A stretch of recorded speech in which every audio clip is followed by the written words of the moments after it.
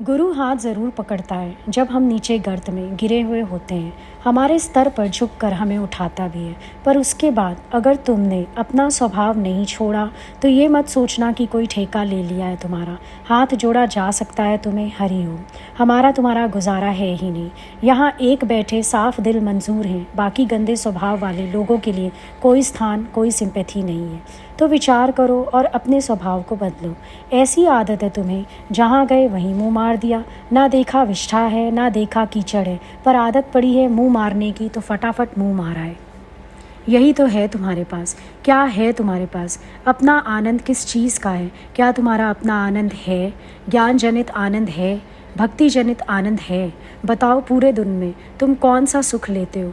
जैसे वैश्या के पास सारा सामान दूसरों का, तुम्हारे पास सारा दिन व्यक्ति, विषय, वस्तु, तुम्हारा सुख इन चीज़ों का। क्या तुम्हारे पास अपना आनंद है? प्रेम है? भक्ति है?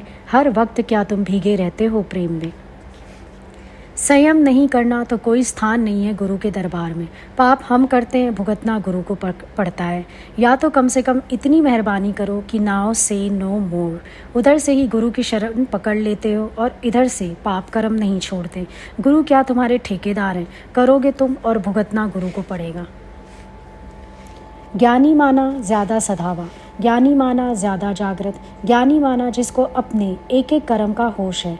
एक शब्द भी होश से निकलता है, आँख भी होश से उठती है, हाथ भी होश से उठता है और पाँव भी होश से उठता है। इस बात को गांठ बांध लेना अच्छी तरह से कि ज्ञानी जैसा जागरूक दूसरा है ही नहीं दुनिया में। तुम पागल लोग हो जो सोचते हो ज्ञान मिल गया तो तुम कुछ भी हरकत करोगे। क्यों करोगे?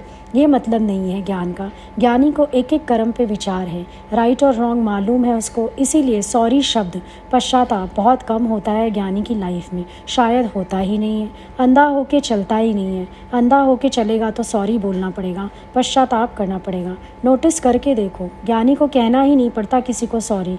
क्यों नहीं कहना पड़ता? क्योंकि वो पहले ही संभल के कर्म करता है, संभाल के शब्द बोलता है, तो सॉरी शब्द का इस्तेमाल बहुत कम हो जाता है उसके जीवन में। जब गुरु की शरण में आए, क्या थे हम? जो गुरु का ज्ञान चलता था, हमारे जीवन उसके एकदम विपरीत थे। तो अब हम सोचते हैं कि कैसा जानवर जैसा जीवन हम जीते थे। पर अब तो गुरु की शरण में हम आ गए हैं, हमें उनकी वाणी मिल रही है। अब तो हम कम से कम अपना जीवन संवारें, सुधारें।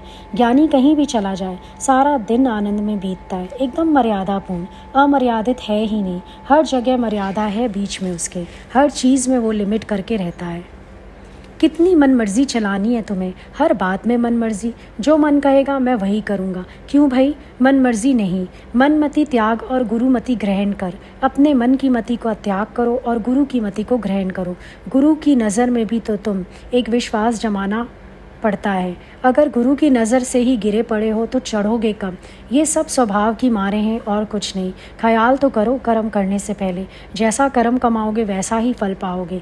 कैसी कैसी दुखों से, दुविधाओं से गुरु ने तुमको बचाया, विचार करो। अगर तुम ये कहते हो ना कि गुरु मुझे ज़िंदगी जीना सिखाने वाले आप हो, तो फिर ये याद रखना कि गुरु को अपने अंदर बैठाकर शर्मिंदा कभी भी मत करना।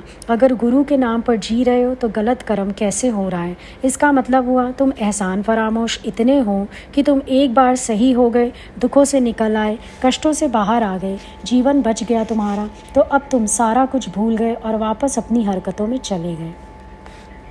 अगर ये जीवन अमानत है भगवान की, तो इस जीवन से क्या होना चाहिए? तन से हो हरि भक्ति का काम और कुछ नहीं। इतनी खुशबू सत्य की फैले कि अपने आप झूठ झूठ में साबित हो जाए। साबित करने की कोई ज़रूरत ही ना पड़े।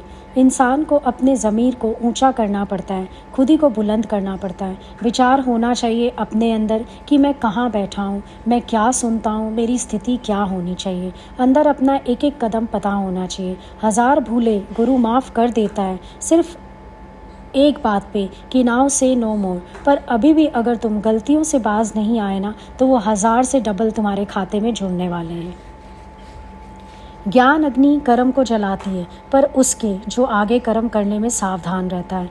ये रजोगुणी स्वभाव, ये चंचलता, ये असंयम, ये किसी जिज्ञासु के लक्षण नहीं हो सकते। जिज्ञासु माना पूर्ण संयमी, जिज्ञासु माना जिसका सेल्फ कंट्रोल है, जिज्ञासु माना जिसको अपने एक एक कर्म पे विचार है।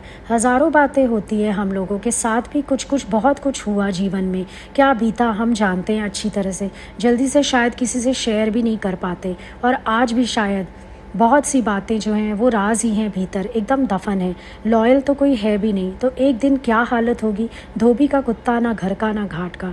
दुनिया वालों से तो बेवफाई की और गुरु से भी मानो सोना पाया, और फिर भी अगर कुत्ते जैसे भी जिया तो फिर क्या फ़ायदा है। नियम संयम तो जानवरों के अंदर भी होते हैं। भगवान उसके लिए है जो अंदर से साफ है। अगर हरि ने कृपा करके आज भी तुम्हें स्वस्थ रखा है तो इस शक्ति को क्यों गंवा रहे हो, क्यों संयम नहीं पाल के एक शुद्ध जीवन जीने की कोशिश करते हो।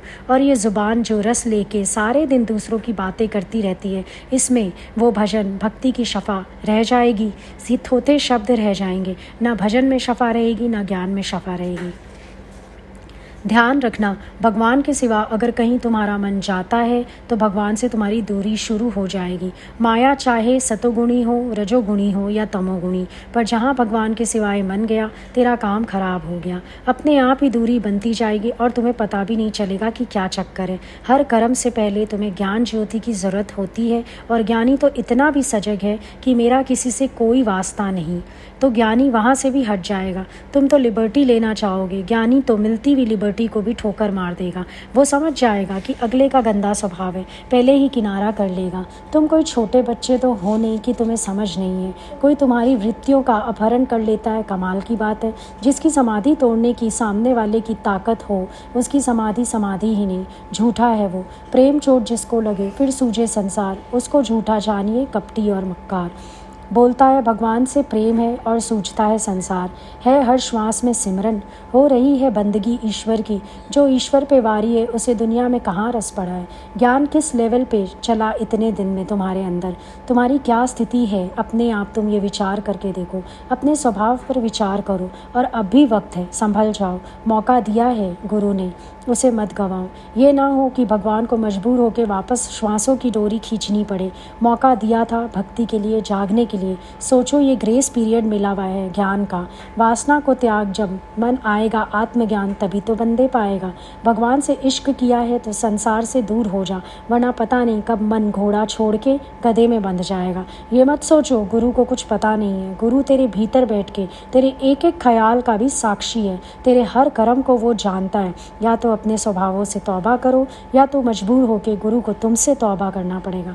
तो सोच लो तुम्हें क्या मंजूर है, वही करो।